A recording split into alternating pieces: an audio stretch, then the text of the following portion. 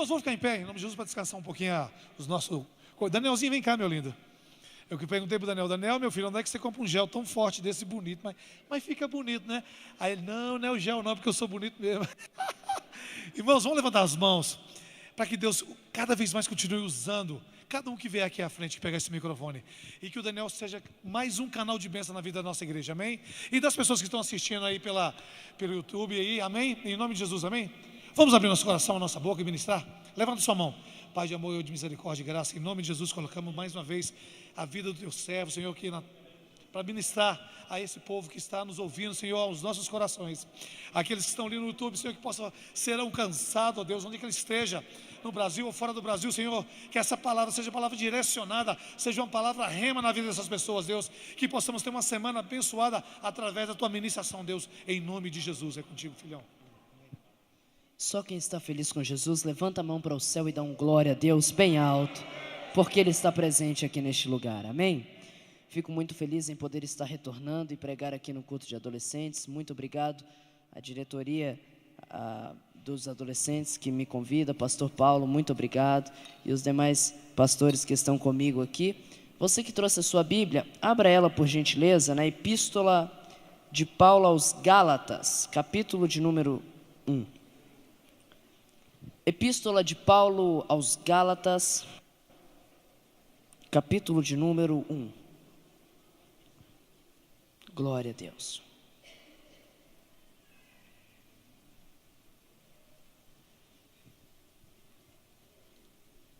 Gálatas, capítulo de número 1, versículo de número 6.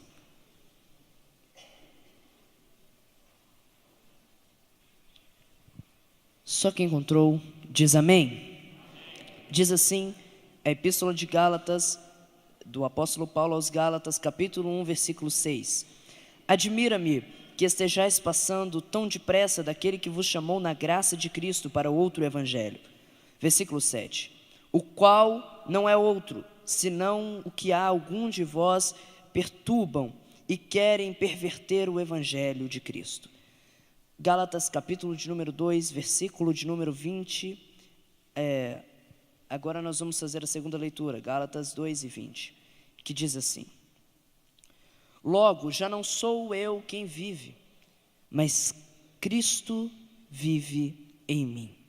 E esse viver que agora tenho na carne, vivo pela fé do Filho de Deus, que me amou, a si mesmo se entregou por mim. Amém? Feche os seus olhos, curve a sua fronte. Já me foi ministrada uma oração, mas eu quero levar uma outra oração aos céus agora. Espírito Santo de Deus, Espírito Santo da verdade, eu creio que a tua presença é real aqui neste lugar e que o Senhor já falou com a igreja que te ouve. Neste momento, Senhor, eu peço para que o Senhor venha me usar como um instrumento em tuas mãos e que o Senhor cresça na minha vida e que a tua voz ecoe pelas lacunas do nosso coração e preencha o nosso viver através da tua palavra.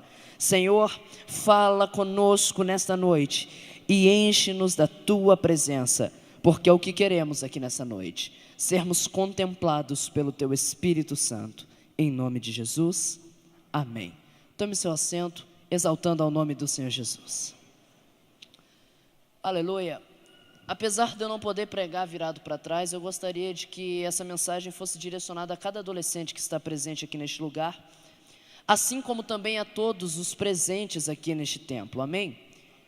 O apóstolo Paulo, um dos maiores apóstolos, um dos maiores homens, além de Cristo Jesus na Bíblia Sagrada, o apóstolo Paulo foi um dos grandes homens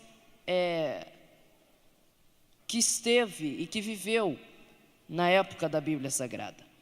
Tendo em vista que Jesus acabava de morrer e o evangelho começava a ser propagado, e agora era o evangelho de Cristo, o evangelho que colocava Jesus Cristo como Filho de Deus. Esse evangelho, ele tinha um grande número de inimigos, de oposicionistas que se colocavam contra esse evangelho. E é nesse período que se levanta um homem chamado Saulo. Saulo odiava a mensagem da cruz do Calvário. Saulo, para ser mais exato, ele matava aqueles que pregavam a mensagem de Cristo Jesus. Saulo, ele tinha aversão aos cristãos daquela época. E por muito tempo ele matou, ele perseguiu, ele fora atrás dos cristãos que buscavam unicamente a graça de Deus. Mas mal sabia ele que Deus já o havia escolhido para ser o 12º apóstolo que faltava. Aquele que havia se matado, que era Judas, agora havia deixado uma brecha, um lugar que Deus havia colocado Paulo para ocupar. É em uma dessas viagens, uma viagem onde ele tem a intenção de matar cristãos, que ele passa em uma cidade chamada Damasco. E é em Damasco que o Senhor Jesus aparece em carne e osso para ele e diz assim: Saulo, Saulo, eu sou Jesus, a quem você tanto persegue. Tendo em vista que Paulo odiava os cristãos e que ele queria exterminar todos, agora ele tem uma visão da face do próprio Cristo. Ele se achega, aliás, ele vê Jesus, mas a glória de Jesus é tão grande que ele cai do chão. As pessoas que estavam com ele, que completavam ali a sua comitiva, elas ouvem a voz, mas somente Paulo vê a imagem de Cristo. A Bíblia diz que Paulo cai do cavalo e ele fica com escamas sobre os seus olhos. Por um período ele fica sem enxergar. Ele se aloja em uma casa em Damasco e Deus fala no coração de um profeta chamado Ananias e fala: olha, sai da tua casa, vá na rua chamada direita e lá está Paulo, aliás, está Saulo, aquele que persegue os crentes. E lá vai Ananias atrás de Paulo. Lá ele prega a mensagem da cruz e Paulo, que até então era Saulo, ele se rende ao Evangelho de Cristo Jesus.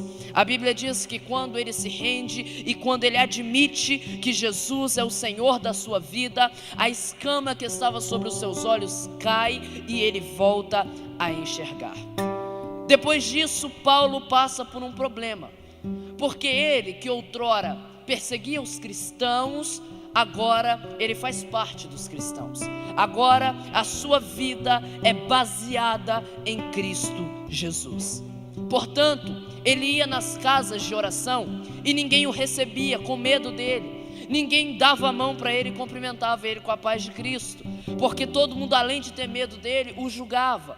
E ninguém acolheu Paulo naquele momento. Paulo se sentiu sozinho, até que Deus levanta um irmão chamado Barnabé, que começa a evangelizar e a preparar Paulo para a obra do Senhor. E é preparando Paulo que no capítulo de número 13, se não me falha a memória, do livro de Atos dos Apóstolos, que Paulo ele vai fazer a sua primeira viagem missionária, acompanhado, aliás, de Barnabé.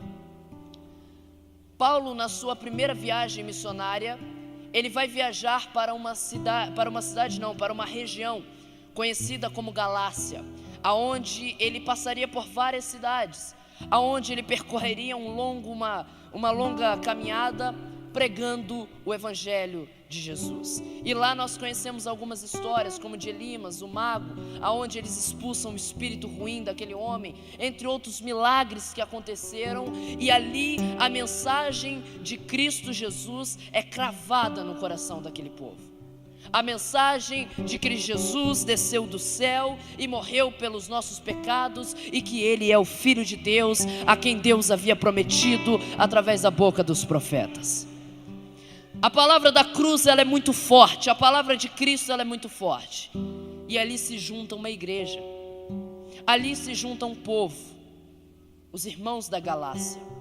Algumas cidades que foram percorridas pelo apóstolo Paulo, como Listra, Derbe, entre outras cidades que foram percorridas na pregação do Evangelho de Cristo Jesus. E o tempo passa. O apóstolo Paulo, ele crava as suas raízes no cristianismo. O apóstolo Paulo cresce espiritualmente. O apóstolo Paulo se torna um grande apóstolo. Agora já não anda mais acompanhado. O apóstolo Paulo resolve escrever uma carta para os irmãos que haviam permanecido na Galácia.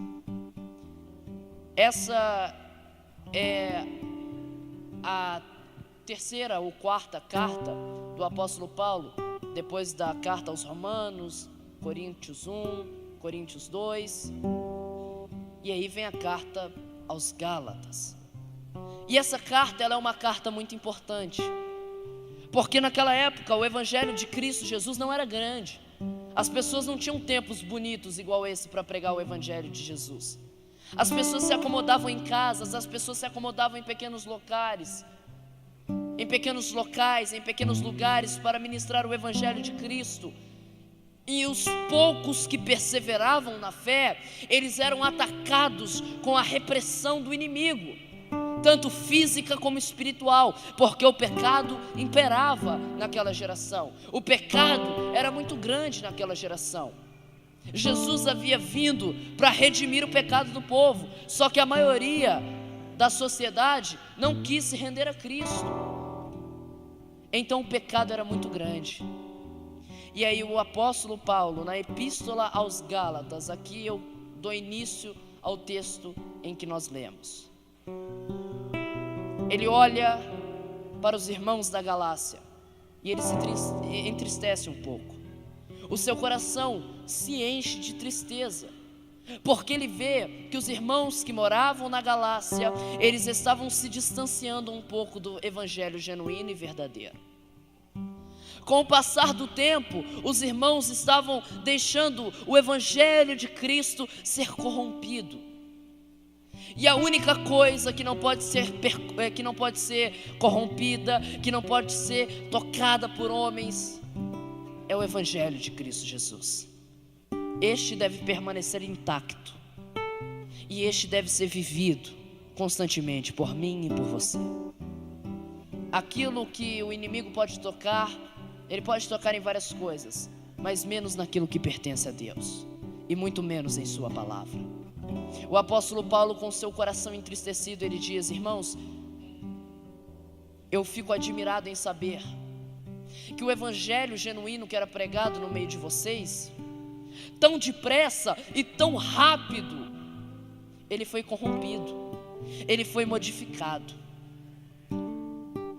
No capítulo 2 nós lemos o apóstolo Paulo dizendo a seguinte frase: eu já estou crucificado com Cristo, e agora não vivo mais eu, mas o próprio Cristo é quem vive em mim. E a vida que eu vivo é no nome do Filho de Deus, que me amou primeiro e que deu a sua vida por mim. O apóstolo Paulo, ele usa a sua vida como uma referência de um relacionamento extremo com Deus, de um relacionamento grande e profundo com Deus, aonde ele diz: eu já não vivo para mim e para os meus desejos, mas eu vivo para a honra e para a glória do nome do Filho de Deus. Hoje nós não, mas é comemorado o Dia dos Namorados, aonde as pessoas celebram a vida do seu cônjuge. E pelo menos na minha pouca sabedoria a respeito de relacionamento, o que eu posso dizer é que para estar em um relacionamento você tem que ver o seu cônjuge talvez acima de você, tem que dar preferência àquele que está ao teu lado, e assim as pessoas levam uma vida a dois. O único problema é que nós tratamos Cristo com indiferença e não tratamos Ele como um relacionamento sério, não tratamos como maior e como superior em nossa vida. Ai, pregador, é mentira isso. Olha, eu aqui em pleno domingo, poderia estar comemorando, mas estou aqui. Querido, estar na casa de Deus não é sinônimo de ter um relacionamento com Deus. Estar na casa de Deus não é sinônimo de ter uma vida extraordinária com o Espírito Santo de Deus. Uma vida de renúncia, uma vida de descaso para os nossos desejos e uma vida de exaltação aos desejos do Senhor.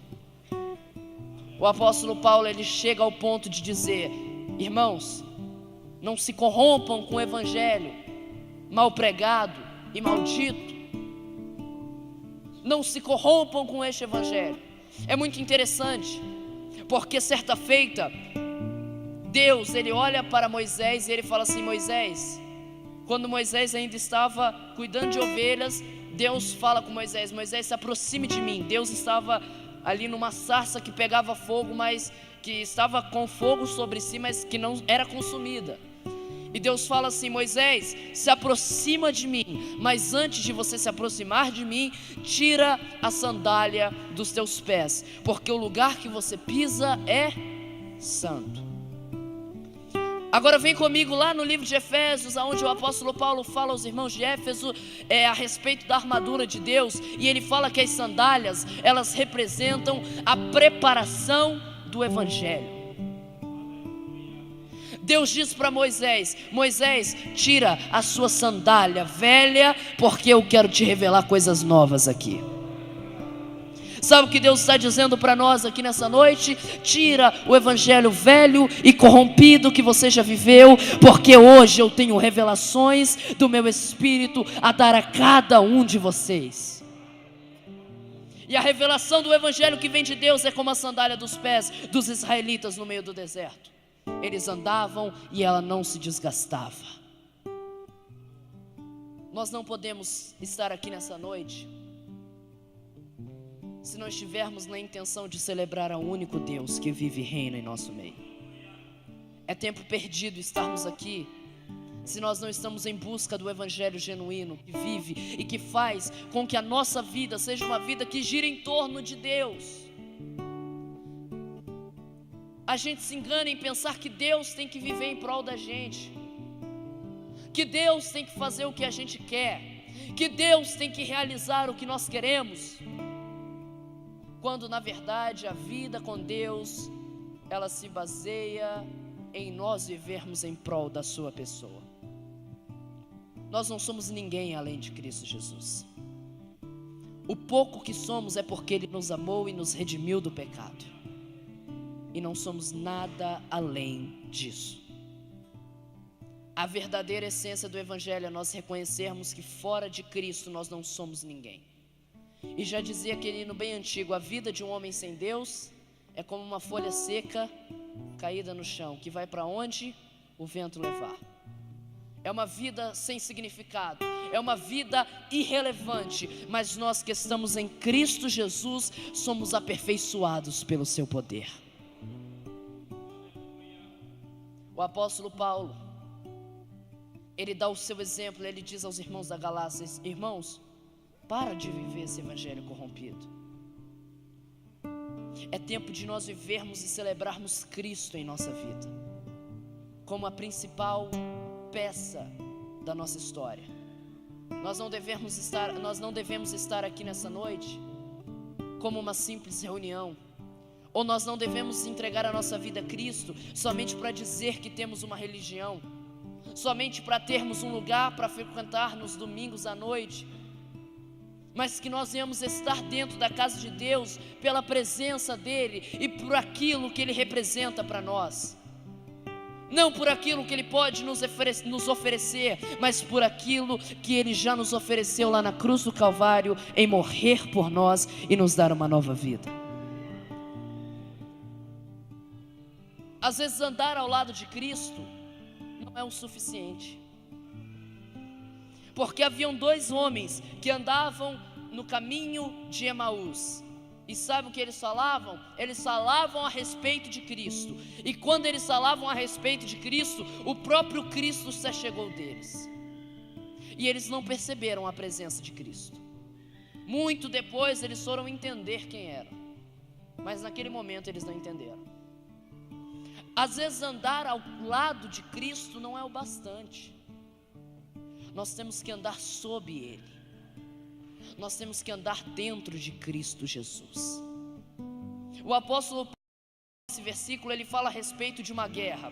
Ele fala: eu não vivo para os meus desejos, mas eu vivo para os desejos de Cristo. O que ele está falando, pregador? Ele está falando a respeito de uma guerra espiritual, de uma guerra onde você tem que abrir mão dos seus desejos e satisfazer os desejos de Deus. Mas como eu faço isso? Se revestindo de Cristo, se revestindo da pessoa do próprio Cristo, se revestindo dele. O apóstolo Paulo, ele vai escrever uma carta aos Filipenses, e ele escreve assim no capítulo 2: de sorte que haja em vós o mesmo sentimento que houve em Cristo. Que nós vamos respirar o ar de Cristo Jesus, que o nosso sentimento esteja ligado a Cristo Jesus. E o apóstolo Paulo, ele continua dizendo que mesmo sendo Deus, ele não teve por usurpação de ser igual a Deus. Em Filipenses, o apóstolo Paulo fala que o sentimento que é em Cristo é a extrema humildade. Hoje, no reino dos homens, você tem que aparecer para ser alguém. Você tem que ter um cordão de ouro, você tem que ter uma casa em um determinado bairro, você tem que ter um nome em um determinado local, para ser visto e reconhecido pelas pessoas, para ser notado. Mas no reino dos céus é tudo diferente do que nós aprendemos aqui na terra. Quer crescer no reino dos céus? Então se dobre aqui na terra. O que mais me maravilha em Jesus é que Jesus está pregando e os discípulos começam a brigar. Eu vou ser o maior no reino dos céus. Aí outro olha e fala, não, de forma alguma, eu vou ser o maior no reino dos céus. E eles começam a brigar entre si. Aí sabe o que Jesus faz? Jesus pega uma criança e olha a frase que Jesus diz: se vocês não se converterem e não se tornarem como essa criança, nem no reino dos céus vocês entrarão. No reino dos céus nós temos que ser os menores. E o que tem que imperar dentro do nosso coração é a humildade. O único mandamento, Jesus resumiu os 10 mandamentos em 2. Ele diz: amarás ao Senhor teu Deus com toda a sua vida, com toda a sua força, com tudo que você tem, e ao seu próximo como a si mesmo. Eleve a Deus acima de tudo na sua vida. Sacrifica os teus desejos, sacrifica as tuas vontades. Números, capítulo de número 13, a Bíblia nos conta uma história, aonde, capítulo de número 11, aliás, os homens que estavam no meio do deserto, eles haviam enjoado do maná. E maná no hebraico significa, o que é isso? É uma pergunta, uma indagação, ninguém sabia o que era. Era um alimento que Deus havia preparado exclusivamente para o seu povo. E aquele povo enjoou do maná. E eles começavam a reclamar. Mas eles reclamavam muito, muito, muito mesmo. Mal sabiam eles que maná era o alimento que Deus havia reservado para eles. Era algo exclusivo de um Deus para o seu povo. E eles se cansam do maná. Eles se cansam daquilo que Deus havia dado para eles. E eles começam a reclamar. A Bíblia diz que Deus manda codorna para aquele povo. Mas manda muita codorna. Codorna que encheu o arraial. Eles passaram 3 dias preparando e organizando aquele monte de codorna. Só que Deus havia irado o seu coração. E Deus falou assim: muitos desses não chegarão a provar a codorna. Muitos desses morrerão, porque estão querendo satisfazer as suas vontades.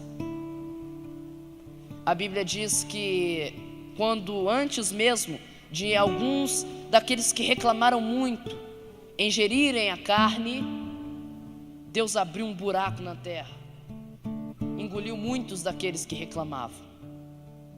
E aquele lugar foi chamado de Quebrote Atavá, que significa a sepultura do desejo. Se nós não soubermos sepultar os nossos desejos, nós vamos nos distanciar daquilo que Deus tem reservado para nós. Sabe o que nosso coração tem que ser grato? É que Deus tem enviado para nós o maná todo dia. Nós não devemos nos preocupar com aquilo que Ele pode mandar. Se Deus quiser mandar picanha, Ele vai mandar, mas Ele quer mandar maná, então vamos receber aquilo que Ele tem para nos dar. Caso contrário, a nossa vontade não é compatível com a vontade de Deus. Nunca é compatível com a vontade de Deus. E é no livro de Gálatas, na carta de Gálatas, capítulo 5, versículo de número 17, que a Bíblia diz que os desejos da carne, eles militam contra os desejos do Espírito. Há uma guerra, há uma luta que é travada diariamente pelo nosso inimigo para tentar nos distanciar dos desejos de Deus.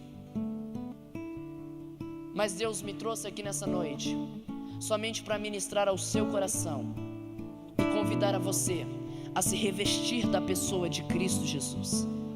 E que ao sair daqui você venha sair celebrando a vida de Cristo em você. Que ao sair daqui você saia daqui de boca cheia dizendo: eu já não vivo para mim mesmo. A vida que eu levo é para o Filho de Deus, que foi morto, mas que reviveu ao terceiro dia e está presente no meio de nós. João 3,30. É necessário que eu diminua e que Ele cresça. Cresça, cresça. Não é porque as pessoas andam invertendo muitos valores no nosso meio.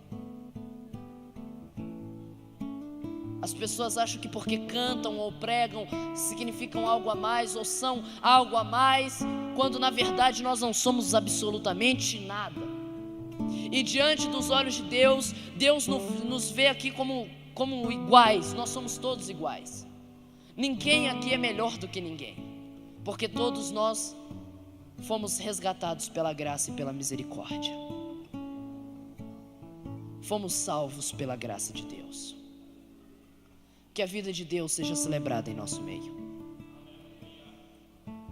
Jesus, Ele diz: quem quiser vir após mim, que tome a sua cruz, que negue-se a si mesmo e siga-me.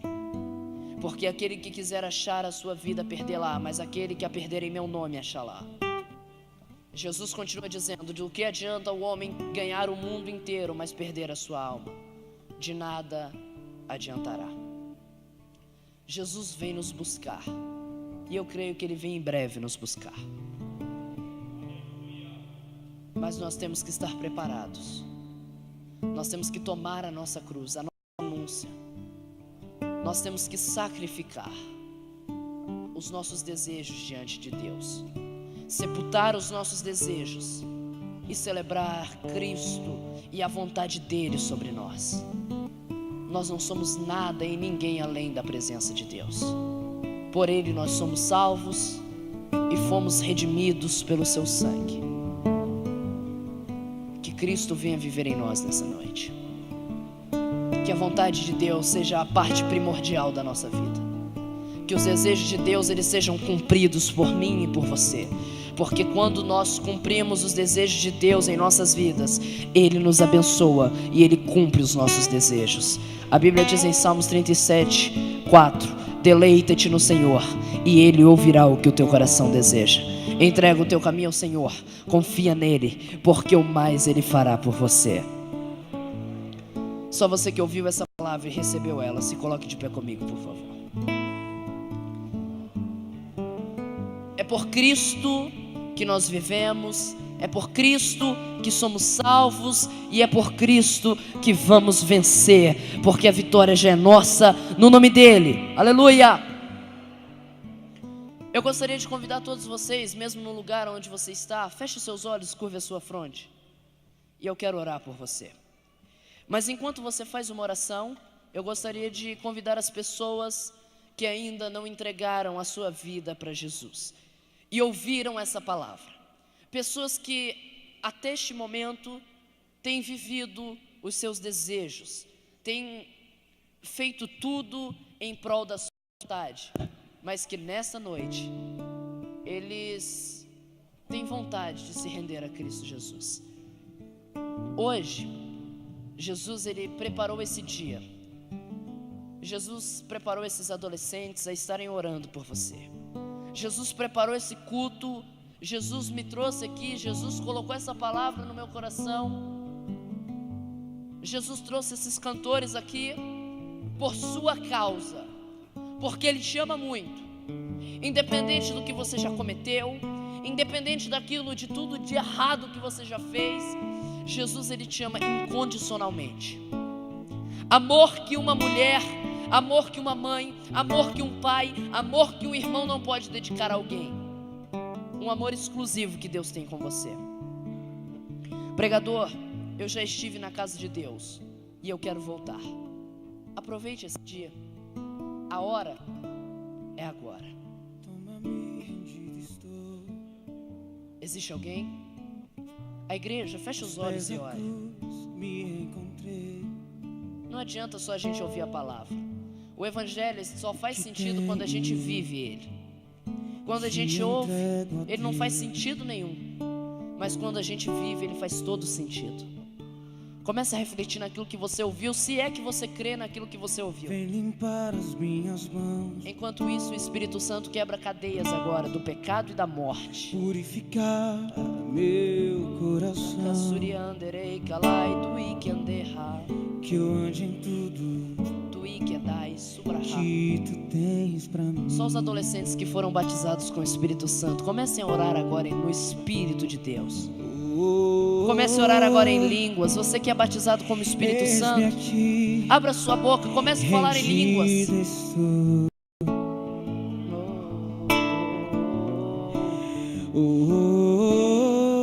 Espírito Santo, quebra cadeias agora.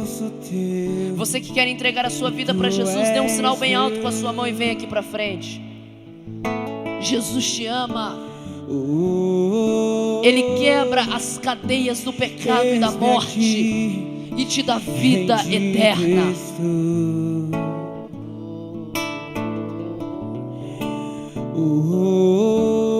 Você que quer voltar para os caminhos do Senhor Jesus, a hora é agora. Tu és meu.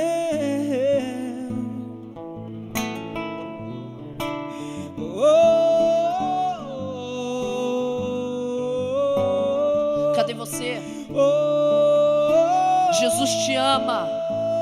O sacrifício que Ele fez na cruz do Calvário foi por amor a você. O sangue que verteu no Gólgota foi por você. Entregue a sua vida para Ele agora. Dê um sinal com a sua mão. Vem aqui para frente. Vem aqui para frente.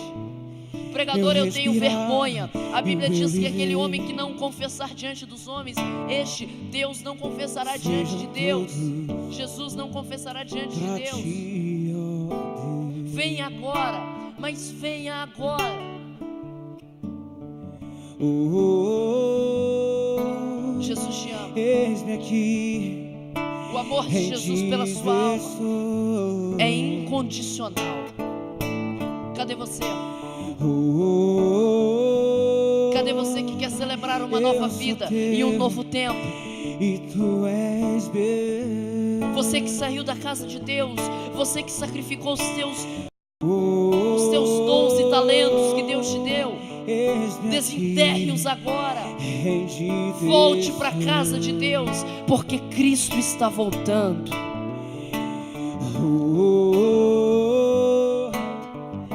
Eu sou teu e tu és meu. Senhor Jesus, minha vida diante da tua presença, eu clamo com essa igreja. Eu clamo com cada adolescente que ouviu esta palavra e que ao sair daqui será comovido por essa palavra, será comovido a enterrar os seus desejos e celebrar os desejos de Cristo em nossa vida. Senhor, quebra do nosso coração toda esfrieza espiritual, quebra do nosso coração todos os nossos desejos e nos enche da tua presença, nos enche da tua graça. Coloque sobre nós a tua unção, enche-nos do teu Espírito e faze-nos viver a tua graça revelada no meio de nós. As cadeias do inferno e da morte são quebradas neste dia. As cadeias da prostituição, as cadeias do pecado, todo o pecado que o inimigo tem levantado para tentar atingir os nossos adolescentes é quebrado pela oração da igreja que clama, a igreja que clama pelo sangue do Cristo.